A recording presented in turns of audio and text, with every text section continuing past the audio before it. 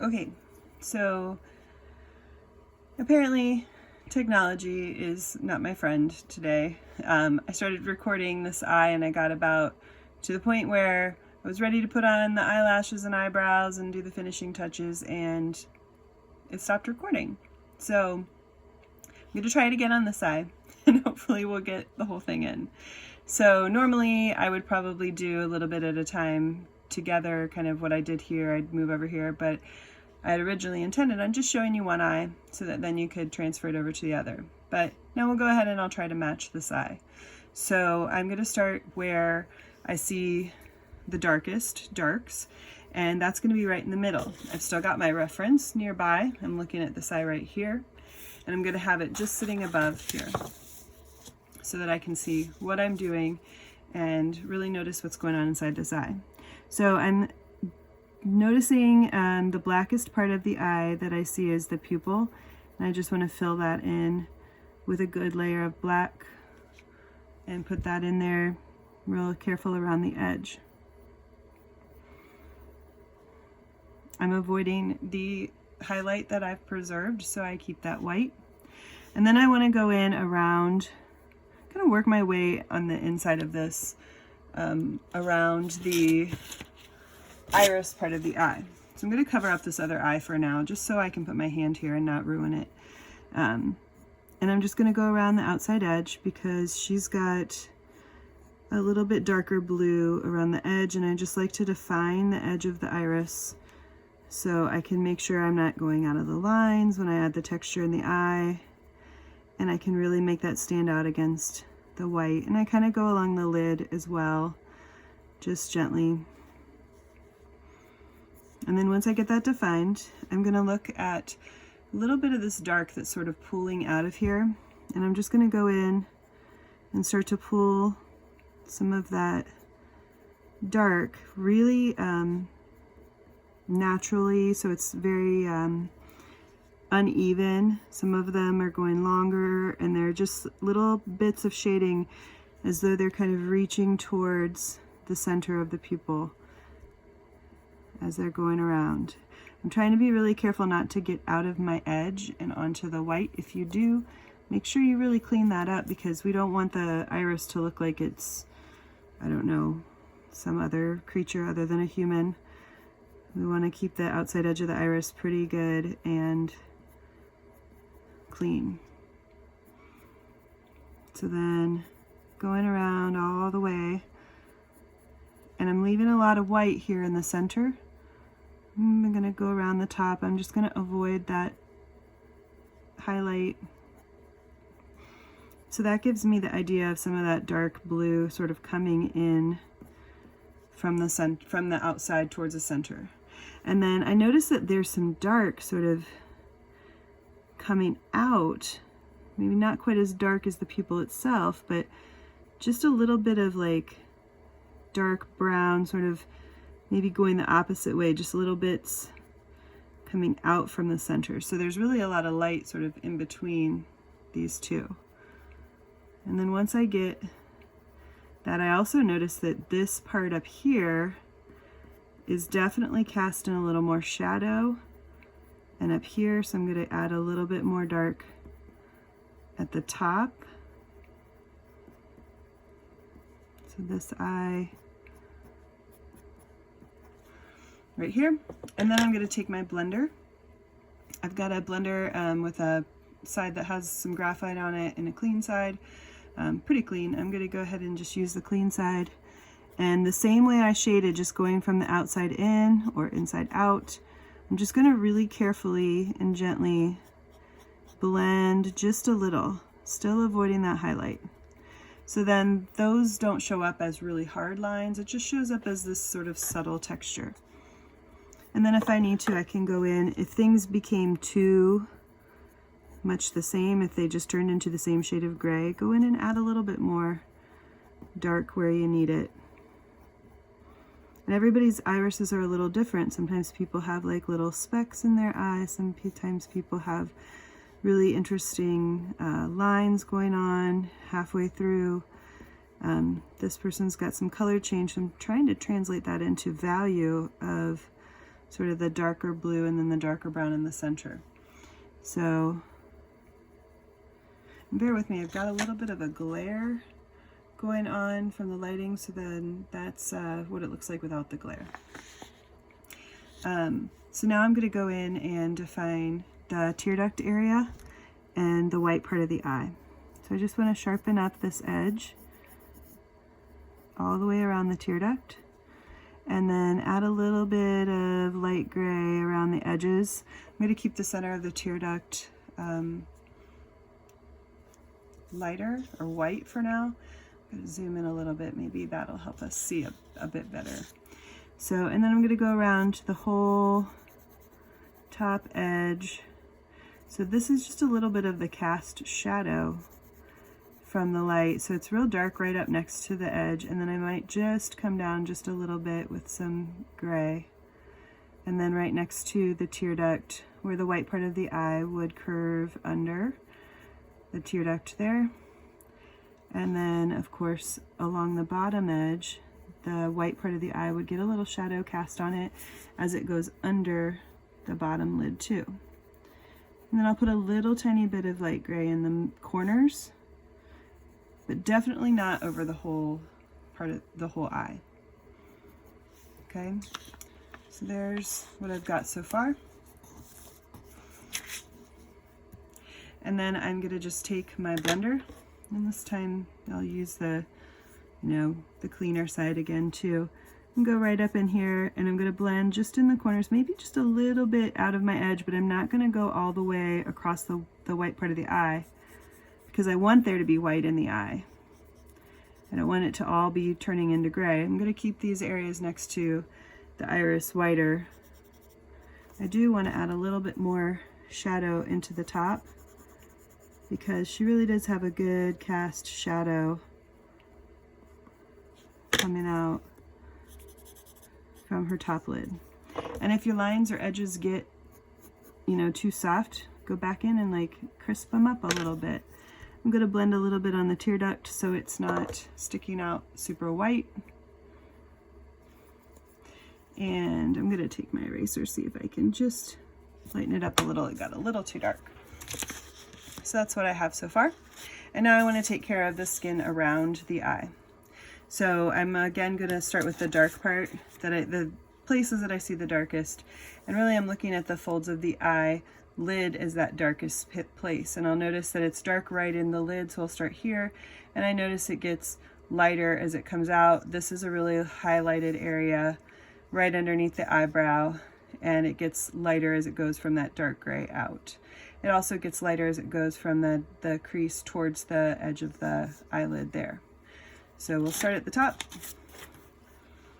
and I'm just gonna keep this nearby me so that I can see what I'm doing and reference my photo. So I'm just going to go along this crease here, right in the crease, and add a good shadow, and then kind of coming out from it, maybe lighten up my touch so I just get some gray, not quite as dark as the line itself, but it is a little darker over on this edge. I feel like there's a little more dark here. Her makeup sort of comes up a little bit and makes this a little darker here. And then as I come underneath her eye, I'll also notice that not so much on the tear line itself, but under that tear line and over on the right side, that's where I see more of the shadow.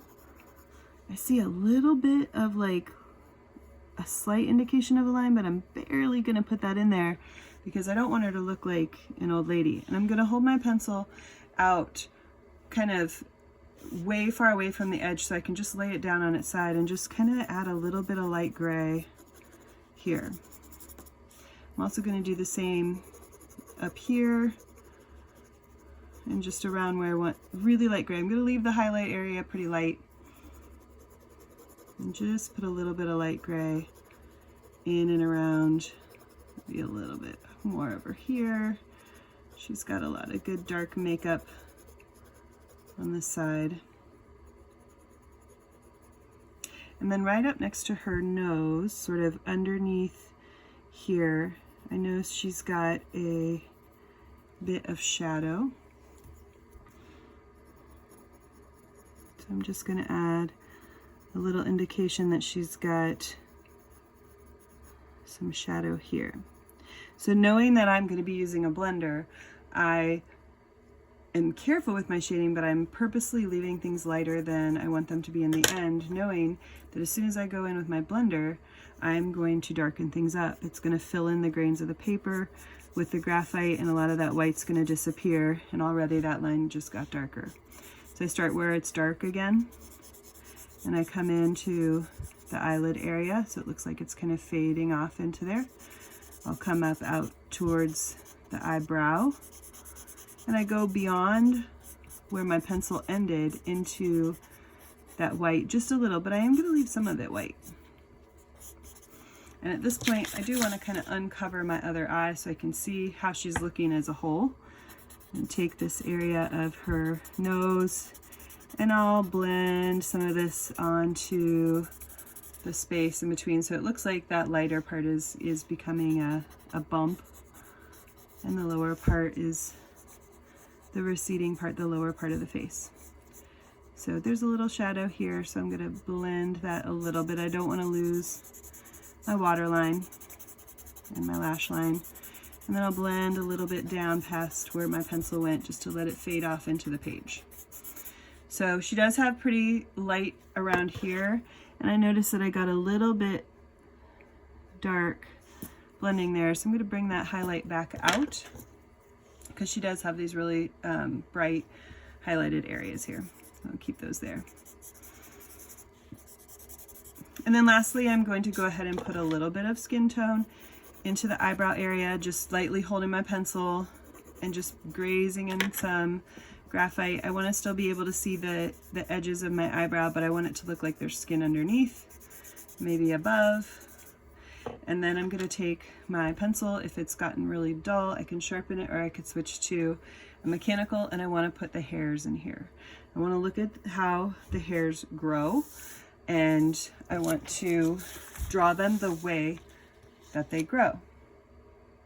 So hers, I want to draw them from root to tip. So I'm kind of flicking from root to tip, and they kind of stand up. She's got very well groomed eyebrows, so they kind of fit very nicely in here. They're kind of combed over to the side, and as they get out to the outside edge, they start to go downward. And just figure out, maybe you have to turn your paper upside down here, maybe you have to turn it sideways to get this to work for you, and you just keep filling it up and sharpen your pencil as many times as you need to until it looks like this dense little eyebrow. So you don't want to blend the hair, you want it to look like hair. You want to keep it as lines, so just keep filling it in until it looks like eyebrow. And once you get it filled in, I'm gonna look at the mate over here, and if, got a little crazy with that one. I'll take that one away. But they looked a little, the other one looked a little darker. I must have been pushing harder. So I was gonna go ahead and fix those up, and now I've got them looking good. I'm not really liking this edge over here, so I'm gonna blend that little edge away. I'm not really liking the way this looks either. Okay, so now I've just got to add eyelashes. So with eyelashes, guys, less is more. You could really ruin your eye with eyelashes. So just draw them so that you can see that there are eyelashes there, but we really don't need to make these enormous eyelashes that make them look like people have spiders crawling out of their eyes. What you do want to do is maybe practice like I did down here a little bit and figure out which way do you draw eyelashes best. Do you flick like out into the left better? Are you better working upside down?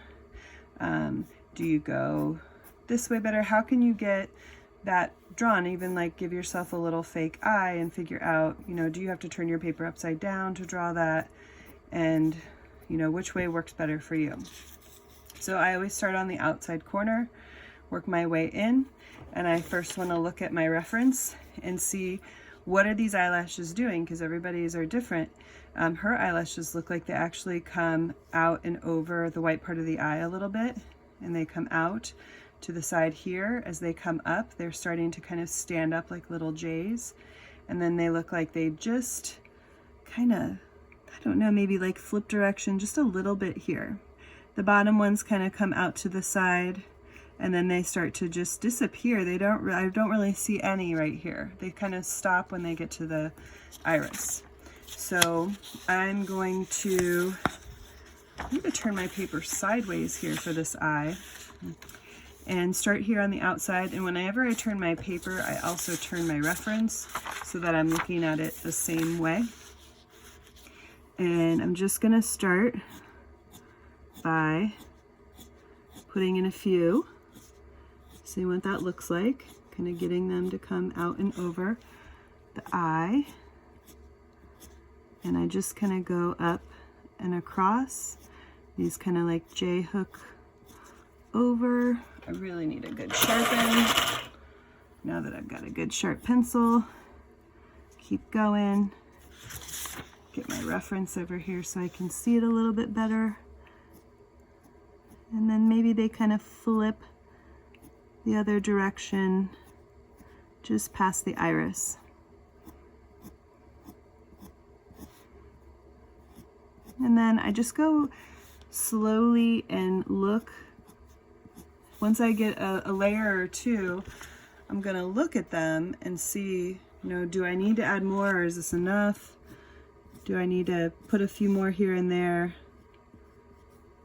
Are there places where they're kind of clumping together that I want to thicken up? And then I'm going to look at the bottom. So I'll look at them both together first. And then I'm going to look at the bottom. I'm going to add a few more here. And